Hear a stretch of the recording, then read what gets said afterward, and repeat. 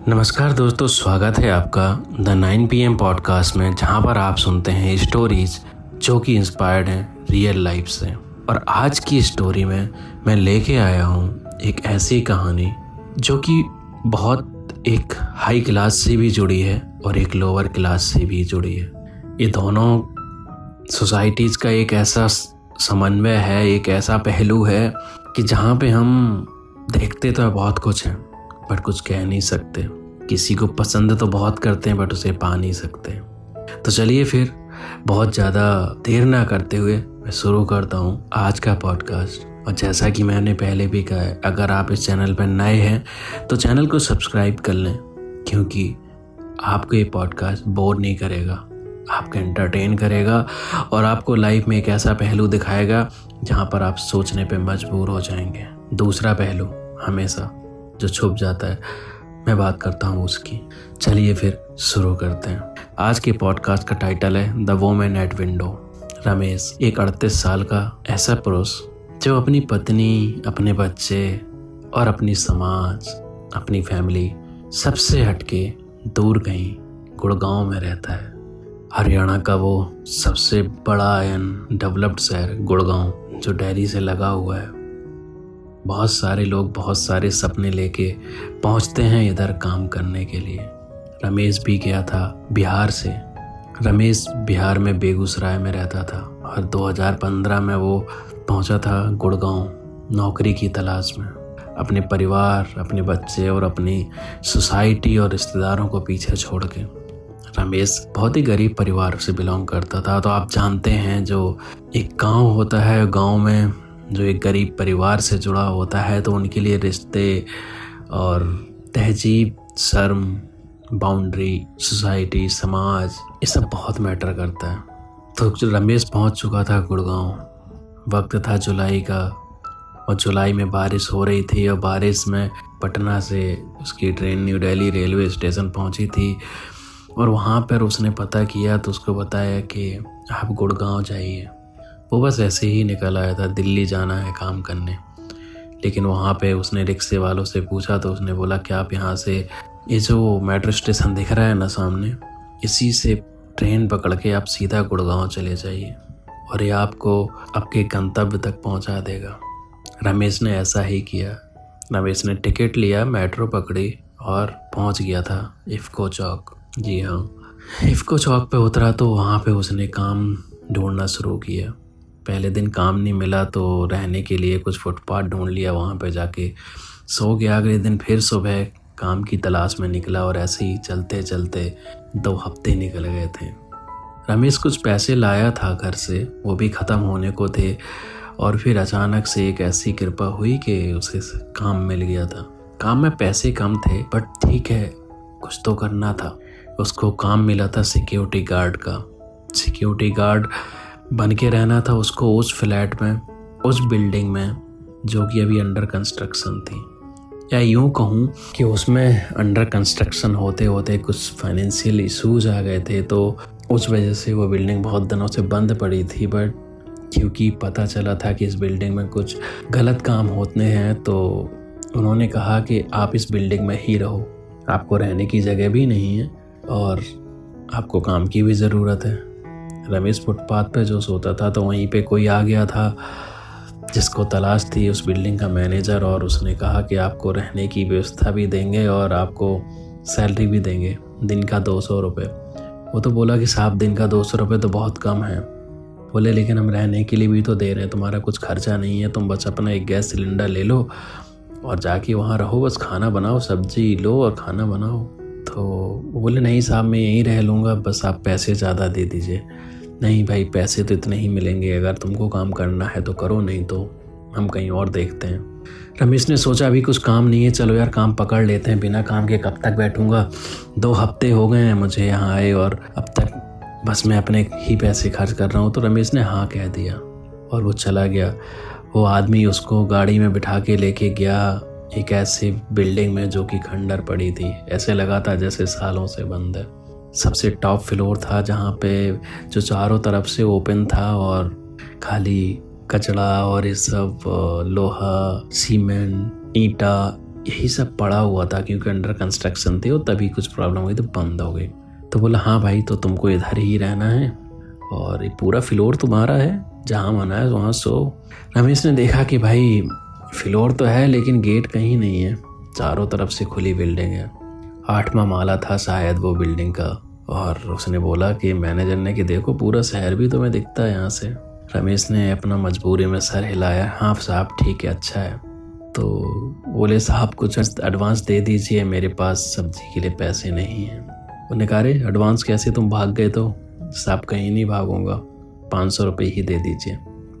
भला आदमी था मैनेजर, उसने 500 रुपये दे दिए। बोला धन्यवाद साहब, अब मैं इस 500 रुपये से अपना सब्जी आटा ये सब ला पाऊँगा। हाँ ठीक है। वो मैनेजर चला गया, रमेश रहना शुरू कर दिया और सुबह से उसको कुछ काम नहीं था, बोर होता रहता था। 1-2 दिन सफाई में निकल गए, लेकिन जब सफाई हो गई तो बस उसने फिर अपना बिस्तर लगा लिया और देखने लगा कि चारों तरफ टाइम कैसे कटे। 8वें माले से उसको उतरना नहीं था, उतरना तो खाली सब्जी लेने के लिए, और उसको नज़र रखनी थी कि बिल्डिंग में कोई भी इलीगल एक्टिविटी ना हो। तो बस ऐसे वक्त बीतता गया, लेकिन एक दिन उसकी नज़र पड़ी उस थोड़ा सा दूर दूसरी तरफ एक ऐसे बड़े फ्लैट में जो बड़ी ही चमकदार बिल्डिंग थी और ऐसे लगता था कि हीरो की बिल्डिंग है। उस बिल्डिंग में एक बड़ी सी खिड़की दिखती थी जिसमें पूरा गिलास लगा हुआ था। तो वो दिन में बस उसी खिड़की से वो देखने की कोशिश करता था, लेकिन दिन में कुछ यूँ था कि उस गिलास के अंदर से कुछ दिखता नहीं था। बट जैसे ही रात होती थी और लाइट जलती थी और उस खिड़की के पर्दे हटते थे तो बस अंदर दिखती थी कोई एक ऐसी परछाई, एक ऐसी औरत जो शायद बहुत सुंदर है। रमेश को बहुत सुंदर लगी। वो लंबी भी है और ऐसा लगा कि गोरी भी है, और उसके नेंग नक्श और उसका जो फिगर है वो शायद उसे लालायित कर रहा था, वो कहीं ना कहीं उसे उसकी तरफ खींच रहा था। रमेश थम गया। रमेश को टाइम पास के लिए कुछ नहीं था, दिन भर उस खिड़की की तरफ देखता रहता था और इंतज़ार करता था कि रात कब हो जाए। वो शायद लेडी कहीं काम करती थी और रात को 8 बजे तक वापस आती थी।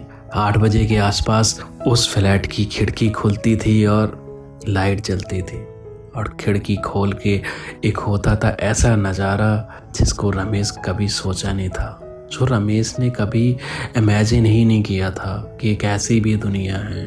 वो औरत आती थी और खिड़की अपनी खोलती थी और लेती थी शायद एक ऐसी हवा, और उसे शायद एहसास नहीं था कि इधर और कोई रहता भी है, क्योंकि चारों तरफ था खाली मैदान और सामने पड़ी थी एक बंजर बिल्डिंग जिसमें अंधेरा ही रहता था। बस कुछ दिनों से एक इमरजेंसी लैंप चलने लगी थी, लेकिन वो भी शायद उसको कुछ दिखता नहीं होगा, वहाँ से इतनी रोशनी नहीं होती इमरजेंसी लैंप में। या यूँ कहो कि वो औरत जो थी, वो लेडी जो थी, वो बड़ी ही बेफिक्री से अपने घर में अपने ही पर्सनल स्पेस में रहती थी। होता ये था कि जैसे ही 8 बजे लाइट जलती थी और रमेश अपना टकटकी लगा के उस विंडो की तरफ देखता रहता था, और सीधा वो लड़की आती थी, अपनी शर्ट उतारती थी और अपनी ब्रा खोलती थी और उस खिड़की से ऐसे बाहर सर निकाल के ऐसे आधी नंगी खड़ी हो जाती थी और शायद हवा लेती थी बाहर की। शायद बहुत स्ट्रेस था उसको। ये वक्त यूँ ही चलता रहता था और रमेश उसकी तरफ यूँ ही टकाटक लालायित नज़रों से देखता रहता था। कुछ दिन ऐसे हो गए थे कि खिड़की बंद थी। 3 दिन बीत चुके थे और खिड़की बंद ही थी, घर में अंधेरा ही था।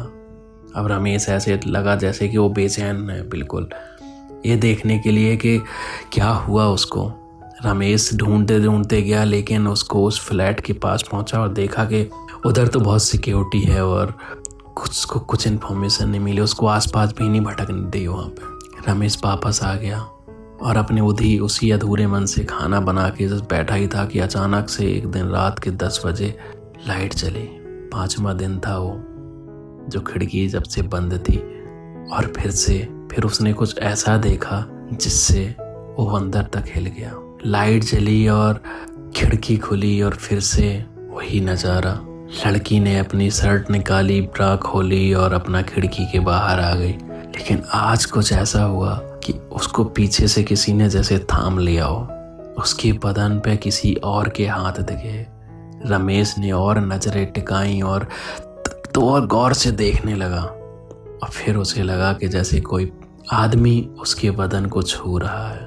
और धीरे धीरे देखते देखते वो एक दूसरे में इस तरह से मदहोश हो गए कि वो बस नज़ारे देख रहा था उनके किस के, उनके प्यार के, और वो थम गया था, वो सिमट गया था।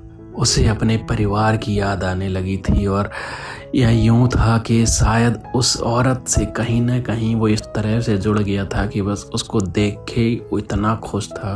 लेकिन जब उसको कोई छू रहा था तो ऐसे लग रहा था कि जैसे उसके दिल पे कोई चाकू चला रहा हो। और रमेश उस हर एक एहसास के बाद जैसे कि हर पल मर रहा हो। उसने उनके प्यार के उस हर पल को देखा जो शायद वो नहीं देखना चाहता था। और उस दिन से उसका दिल यूं टूटा कि उसकी हिम्मत नहीं हुई कि वो उस खिड़की की तरफ देख सके। हर दिन होता था, लाइट जलती थी, लेकिन रमेश हिम्मत नहीं करता था। पता नहीं कैसा जुड़ाव हो गया था उसको उस औरत से, जो नहीं देख पा रहा था उसकी खुशियाँ और उसके प्यार को, उसके उस साथी को। और फिर एक दिन रमेश उतरा और नीचे गया और उस मैनेजर से मिला कि साहब अब मैं बस यहाँ नहीं रह पाऊँगा। नहीं, क्यों, क्या हुआ तुमको, क्यों नहीं रह पाओगे? नहीं साहब, बस नहीं रह पाऊँगा, अब मेरा मन नहीं करता, उधर दिल नहीं लगता, पूरे दिन बोर हो जाता हूँ।